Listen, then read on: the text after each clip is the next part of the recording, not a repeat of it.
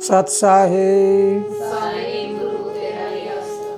प्यारे बच्चों, आओ हम सब मिलकर प्रार्थना करें कि हे परमपिता परमात्मा, पूरी दुनिया में शांति हो, सब जगह खुशहाली अमन चैन रहे और हर जीव अपना उत्तम जीवन जिए। तो प्यारे बच्चों, पिछली क्लास में आपने सुना धर्म, अर्थ, काम और मोक्ष, लेकिन इन चारों के अलग अलग महत्व है। एक धर्म जो नीचे की ओर जाता है, एक सत धर्म जो ऊपर की ओर जाता है, और उस धर्म के साथ जुड़ा हुआ अर्थ नीचे को जाता है, जो इंसान माया के लिए अपना सब कुछ गंवा देता है। और उसके बाद में काम है, वो सुक्रम है या कुक्रम है, ये सब आपको पिछली क्लास में बताया गया था। और प्यारे बच्चों, आज हम एक अंधविश्वास, एक भ्रम भ्रांति और एक ऐसे चक्कर से बाहर निकलने की कोशिश करते हैं जिसमें हमारी माताएं, बहनें और बेटियां बहुत गहरे चक्कर में पड़ी हुई है। मेरे प्यारे ज्ञानी पुरुषों, अगर मेरी इस वाणी से किसी की भावना को ठेस पहुँचे और किसी के मन में ऐसे विचार आ जाए कि हमें ऐसे कैसे कह दिया, तो मुझे पागल, मूर्ख, अज्ञान समझ के माफ़ कर देना। लेकिन मेरी बात को खोज करके ज़रूर देख लेना। अगर खोज करके देखोगे तो वो बात आपको बिल्कुल सही मिलेगी। सच्चाई कहने में कोई हर्ज नहीं होता, लेकिन वो सच्चाई नहीं होती जिससे किसी को नुकसान हो जाए, और वो झूठ भी नहीं होती जिस झूठ से किसी को नुकसान ना हुआ। इसलिए मेरी हर बात सच्चाई कही हुई से किसी को नुकसान नहीं होगा तो फायदा होगा। तो इसलिए आप भी सब ये विचार बना लो, जीना सत बोल के जियो चाहे 2 दिन, झूठ बोलकर 100 साल जीना बेकार है, मत जियो ऐसा जीना। मैं एक इंसान हूँ, परमात्मा ने मुझे अपना रूप देकर भेजा, फिर मैं झूठ बोलकर क्यों जीऊँ? जीना जीव कल्याण में, जियो चाहे 2 दिन। अगर अपना पेट भरने के लिए 100 वर्ष जीते हैं तो बेकार है, मत जियो ऐसा जीना। पेट तो पशु भी तो भरते हैं, हमें तो परमात्मा ने अपना रूप देकर भेजा है, तो जरा मैं परमात्मा का उल्लंघन क्यों करूं? मैं अपने रूप को धूलमिल क्यों करूं? धूल में क्यों खराब करूं? अपना रूप असली रखूं परमात्मा जैसा। तो आओ, आज मैं हमारे देश की नहीं बल्कि पूरे विश्व की माताएं, बहनें और बेटियों से अनुरोध करूंगा कि मेरी हर बात को बड़े गौर से सुनना है और सुनकर इस पर अमल करना है। अमल करने के बाद अगर मेरी बातों में कोई गलती पाई जाती है तो कमेंट करके उसमें ज़रूर लिखें, क्योंकि मैं आपको प्रकाशित करने के लिए आया हूँ, प्रभावित करने के लिए नहीं। अगर आप प्रकाशित हो जाती हो तो तुम एक बहुत बड़ी शक्ति हो, महाशक्ति हो।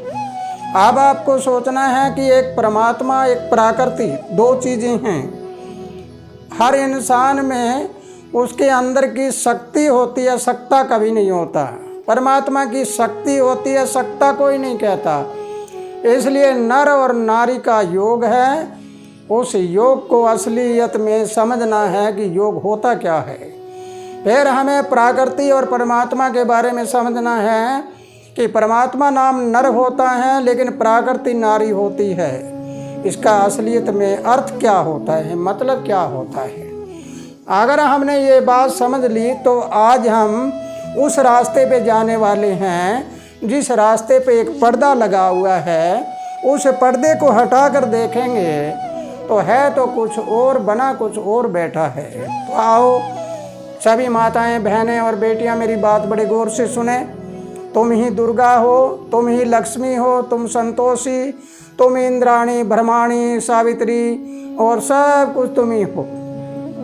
तुम्हारे अंदर वो ताकत है जिस ताकत के बारे में तुम मूर्तियां धर के मूर्तियां पूजते हो, अगर मूर्ति वाले गुण तुम्हारे में है जब तो वो मूर्ति है परमात्मा, और मूर्ति वाले गुण धारण नहीं किए तो वो पत्थर है। पत्थर के आगे माथा मत टेकना, पत्थर के आगे मस्तक रगड़ने से कुछ बनने वाला नहीं।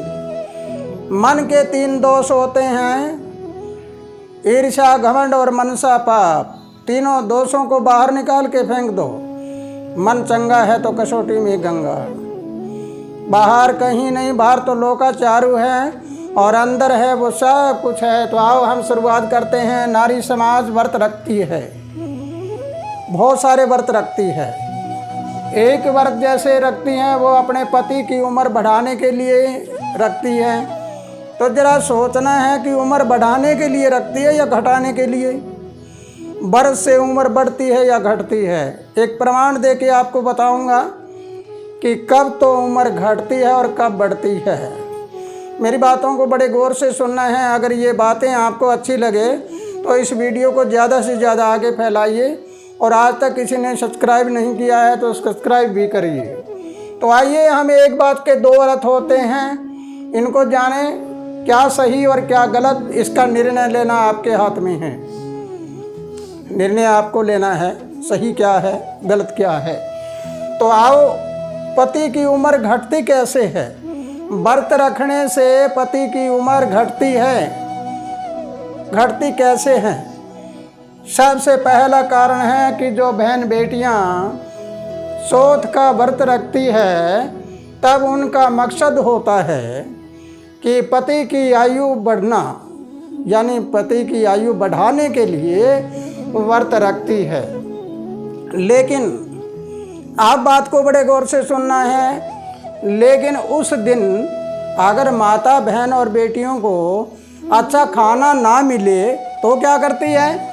अच्छा खाना पीना ना मिले तो झगड़ा कर बैठती है।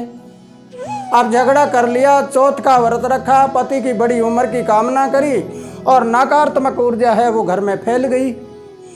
तो जरा बताओ, पति की उम्र घटी या बढ़ी? पति टेंशन में आ जाता है, वो सोचता है कि मैंने ये नहीं किया, वो नहीं किया, तब ऐसा हो गया। इधर तो चांद को देखते हैं और इधर पति को देखते हैं होठ लटके भी। टेंशन में पड़ा है, पति की उम्र घट गई। दूसरा है कारोबार, धन, माया, घर में शांति। वह अपने पति की आयु बढ़ाने के लिए संतोषी माँ का व्रत करती है। शुक्रवार के दिन संतोषी माँ का व्रत जब रखती है और पति व्रत रखने वाले दिन, यानी जिस दिन व्रत रखा है उस दिन जब कोई खाना पीना या कोई साधन ना मिला तो फिर शुक्रवार वाले दिन भी झगड़ा करके खड़ी हो जाती है और कहानियाँ सुनती हैं। बड़ी अजीब बात है। कहानी सुनाने वाली माता बहन जब बैठती है वो कहती हैं कि भाई उसने ऐसे ऐसे कर दिया, 8 बच्चों को, लड़कों को खाना खिलाया, उन लड़कों ने खटाई खा ली तो उसका पति विदेश में गया, वहाँ ऐसे हो गया, उसके धन में हानि हो गई, इसमें ये हो गई। वो जो हानि होने वाली बात है वो तो मेरे अंदर से हुई है। अब शुक्रवार का व्रत रखा संतोष करने के लिए और घर में धन माया बढ़ाने के लिए, पति की उम्र बढ़ाने के लिए, लेकिन जब घर में झगड़ा करा तो फिर क्या हो गया? उस लड़ाई झगड़े से नकारात्मक ऊर्जा घर में आ गई। नकारात्मक ऊर्जा आते ही और वह कपट की खटाई सारे शरीर में फैल गई। तो जरा सोचो क्या होगा घर में। पति की उम्र टेंशन में घटती है। अब तीसरा है कि ज़्यादा व्रत रखने वाली बहन बेटियों और माताओं के शरीर में कमजोरियां आ जाती है। शारीरिक कमजोरी होती है। अगर अच्छा खाने पीने को ना मिला तो मानसिक कमजोरी, और खाना पीना अच्छा किया, घर में अगर पैसे नहीं है तो उधार ले आके करेंगे तो आर्थिक कमजोरी, यानी तन, मन और धन तीनों की हानि हुई। अब तीनों की हानि हुई, कमाकर कौन लाएगा? कमाकर पति लाएगा, टेंशन किसको हुई? उसको हुई। तो उम्र घटी या बढ़ी? उम्र घट गई। चौथा, व्रत हमेशा चिंता पैदा करता है। ये बात बड़े गौर से सुनना है कि व्रत हमेशा चिंता पैदा करता है।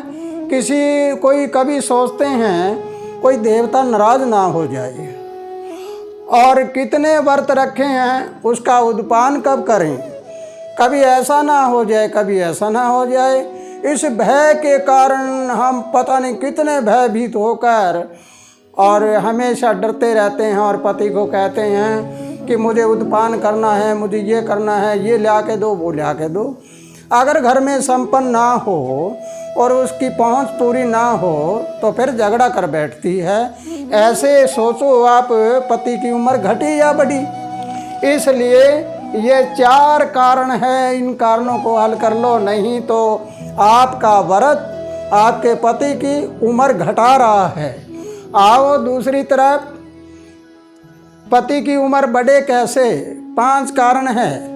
इन 5 कारणों को रख लो। अपने से पहले यानी पत्नी से पहले पति कभी नहीं मरेगा। सबसे पहला सबसे अच्छा व्रत यही है कि अपने पति को परमेश्वर अपने मानकर और पति परमेश्वर को तनाव मुक्त रखो, यानी पति को परमात्मा का रूप देकर उसको तनाव से मुक्त रखो। समय पर खाना, समय पर पीना आदि कराओ, और यही सच्चा व्रत है आपके लिए। अगर व्रत करते हैं, हम जाते हैं अपने गुरुओं के पास, आश्रमों में जाते हैं, गुरु महाराज चरणों के हाथ लगाते हैं, गुरु महाराज आशीर्वाद देता है कि बेटे जिंदी रहो, जागती रहो, सदा सुहागन रहो। ऐसे ऐसे आशीर्वाद देते हैं, लेकिन घर में क्या हो रहा है? अगर वो पति को परमेश्वर मानकर उनका अच्छा खाना पीना ना करा के और तनाव से मुक्त ना रखे तो फिर क्या होगा आश्रमों में जाने से। इसलिए तनाव मुक्त रखना सच्चा व्रत है। नंबर 1 पहला व्रत ये है, ये व्रत कर लेना है, ये छोड़ देना है इधर वाले। एक परमात्मा की भक्ति करो और पति को परमात्मा के रूप में देखकर हमेशा कामना करो कि हे परमपिता परमात्मा, ये सदा मेरे आगे रहे। अगर ऐसी कामना करते हो तो फिर क्या होगा?